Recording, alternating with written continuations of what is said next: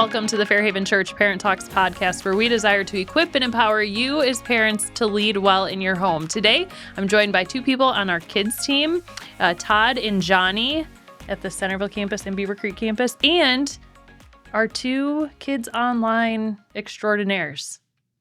How do you feel about that? I could say that. I don't know about extraordinaires. Why not? I don't know. You write it, you manage it. I don't know. I guess you could say that, but I don't know. Extraordinaires feels like a... Johnny, take it. You got it. We'll take You it. are extraordinary.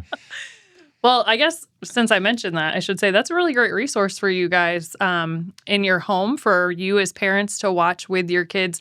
Kids can watch it on their own, but what we think is really amazing is when parents watch that online content with their kids, because then you can dialogue about what it is that they're learning on Sunday and then go deeper with the kids online. So make sure that you check that out because it's a really awesome resource and you guys put a lot of time into it.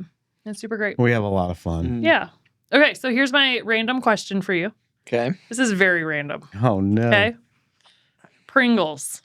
What is your favorite flavor of Pringles? I actually have an answer ready. They don't make them. Well, they might make them, but I haven't seen them in ages. Okay. But it was the loaded baked potato Pringles. Wow. Oh, yeah, I haven't And seen those. they were really good. And every time I go to any grocery store, I don't see them anymore, and I get really disappointed. Yeah. What has our world gone to? You know. It's so sad. When our family gets Pringles, not super often, but we usually get 3. So it's the original barbecue, sour cream and onion. Oh, interesting. But yeah, my favorite is probably the barbecue. Okay. Those are pretty good. I'm surprised cheddar wasn't in there. I just feel like Actually, I think we do get that one too. So there's that 4. was more rare though. That was more rare. We don't get that one very often. that's so funny. So we had the weekend with students a couple weeks ago, and they had pizza flavored Pringles. Oh, yeah. And I was just thinking, like, I hadn't seen pizza flavored Pringles in a long time. Yeah. So then I was like, what other Pringles are out there that I have forgotten about? Because we're very standard, similar to you, Todd, but my son eats regular, my girls eat cheddar, or sometimes sour cream and onion. So, we get our 3 kinds. Yeah. But I'm very curious if there's more flavors. And now that you mentioned Loaded baked potato. loaded baked potato, I'm going to have to see Really if I can good. find that. I don't know about that one. It's Oh, no. And chips are potatoes. It's basically like a loaded chip. Is what it is. True. What That's a if good we point. do a taste test Okay. and we can see which one is best? I don't have Pringles on. Maybe me, so that's a I good don't thing think for we kids can. online. Could be. Huh. We do a lot of weird things on kids. Yeah, Online, you do. though. It's true. That's why I'm suggesting it. Okay, so maybe let us know if you have a favorite flavor. I don't know. Seems like a fun thing. This week, we are jumping into the book of Ecclesiastes. Last week and the couple weeks before that, we were in the Kings. And we are jumping into Ecclesiastes because Solomon is the one who wrote the book. And it's an interesting book because, like Proverbs, it's really wisdom literature.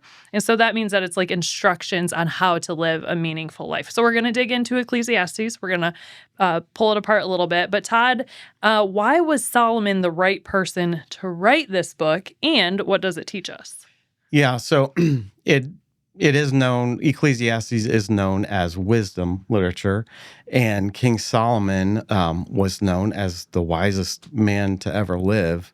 And when he was a young king, the Lord appeared to him in a dream and he said, you could have whatever you want. Mm-hmm. And Solomon said he wanted wisdom to lead his people well. And God granted him that gift, so much so that people came from all around to see his wisdom.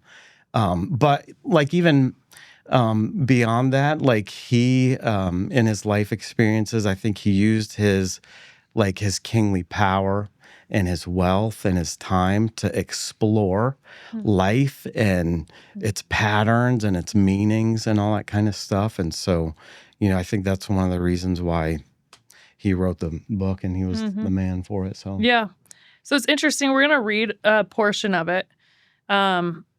Ecclesiastes 3, 1 through 8. I'm going to read those verses, and they actually might seem very familiar to you. But it says in the New Living Translation is where we're reading out of. Because if you don't know, with kids and students, that is the translation that we focus on with them. This is what it says. For everything there is a season, a time for every activity under heaven, a time to be born and a time to die, a time to plant and a time to harvest, a time to kill and a time to heal, a time to tear down and a time to build up, a time to cry and a time to laugh, a time to grieve and a time to dance, a time to scatter stones and a time to gather stones, a time to embrace and a time to turn away, a time to search and a time to quit searching, a time to keep and a time to throw away, a time to tear and a time to mend, a time to be quiet and a time to speak, a time to love and a time to hate, a time for war and a time for peace. So, Johnny, based on what we just read, what do we learn from Solomon about life? Well, I think it's very interesting because when you read that, he actually places the opposites with each other. Like there's a time to love, there's a time to hate, there's a time to build, and a time to tear down. And he does this very intentionally because there's everything under the sun there is a time for. And a lot of us, like, when we go through like difficult seasons or difficult times, we're like, hey, I'm in a season where I'm weeping. Like that's just a temporary season that we're in, but everything here is just temporary, and he does this very intentionally because everything on earth, outside of heaven is temporary. But it also kind of paints a picture that God is over the timing of everything, the timing of our actions.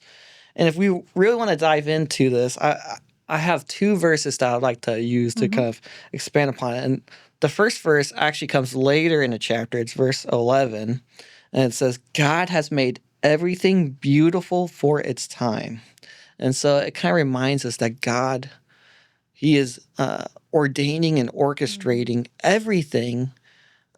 And those seasons, even the hard seasons or the good seasons or everything between, like he is over it all and he is using it for a bigger purpose. And I think of like an artist, if you ever watch an artist paint, sometimes they'll put like a random brush stroke and you're like, well, what are you going to do with that? Or like he'll put like a random color and you're like, that doesn't make sense.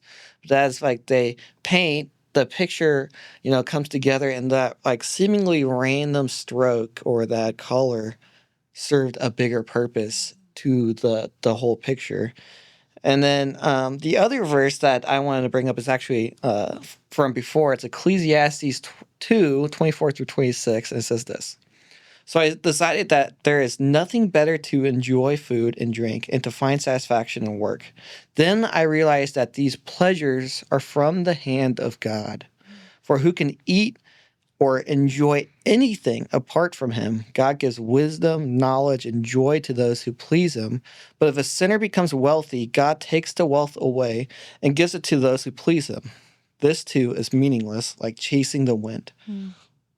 And so everything has like the season or a time, and God's over it all. And we have to accept that each day is a gift by the hand of God.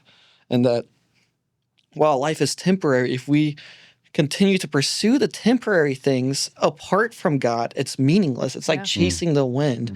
And God is calling us to invest in him, calling us to find meaning in him. And it's like the line where he says that, let me pull it up. It says, for who can eat or enjoy anything apart from him? True meaning is in God.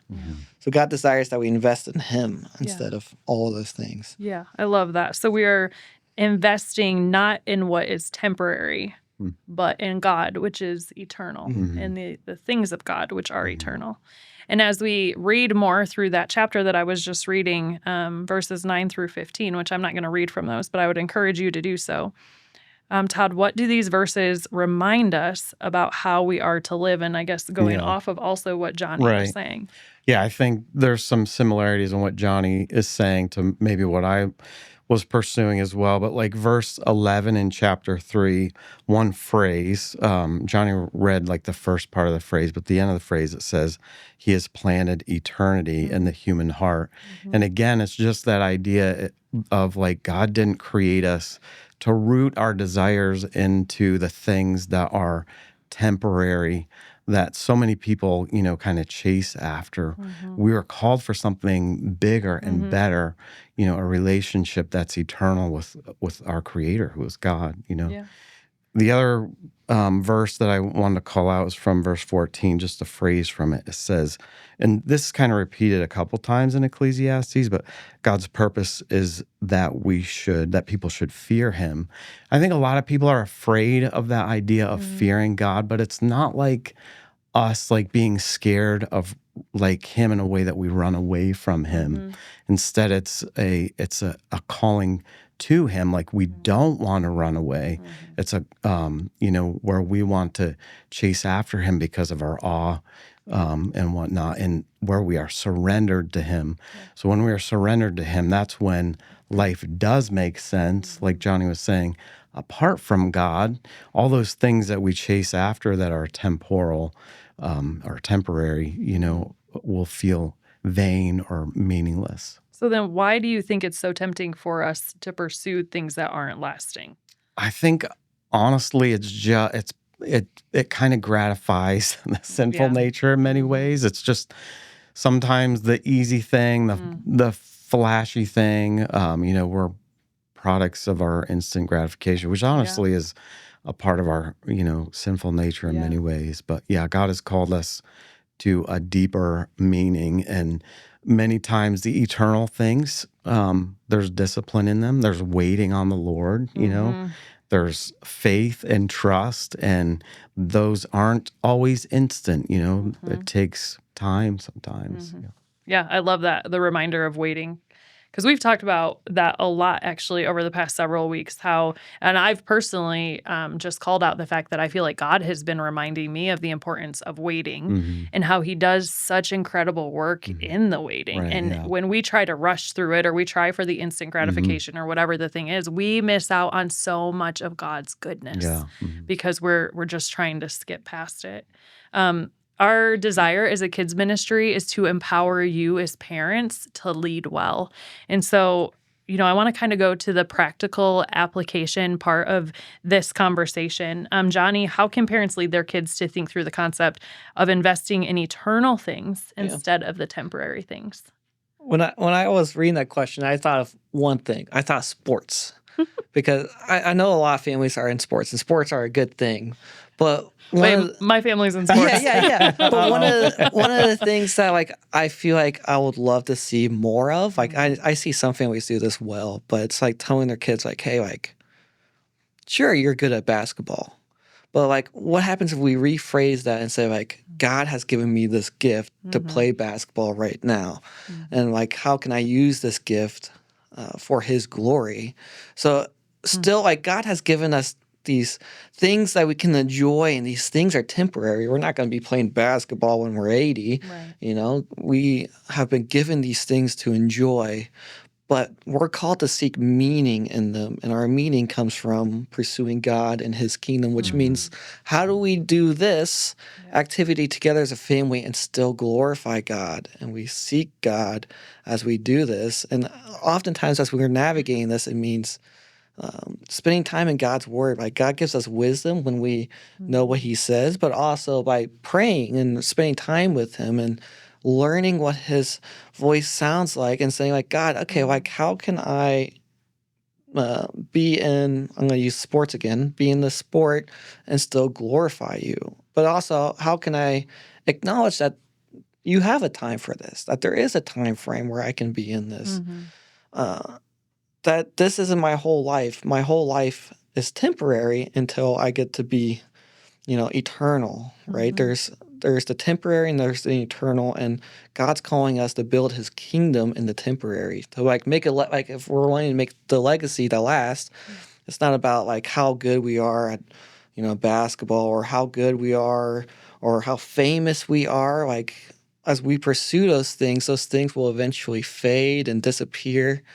But God is calling us to a greater purpose and a greater meaning and an eternal meaning through him. So seeking him through everything we do and making sure that we glorify him in it.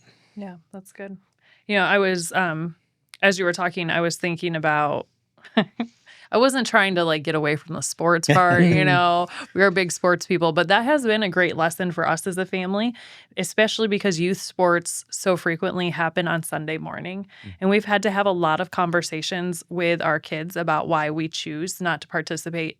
We don't not participate in all Sunday mornings. There are certain things that come up that we allow them to participate in, but we have those conversations with our kids and they understand that the priority first is church. And at first that was really tricky to navigate. And now, especially with our son who plays baseball, and baseball's they always have a Sunday morning game. And he's like, yeah, I just know I'm not going to make that game.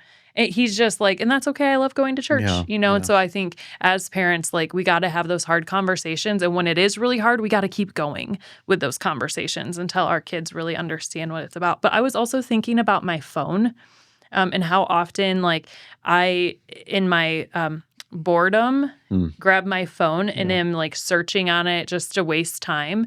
And I was thinking about that particularly today because this morning I had an eye appointment and I was at the eye doctor and it was taking a long time for her to come in. And my phone was in my bag across the room.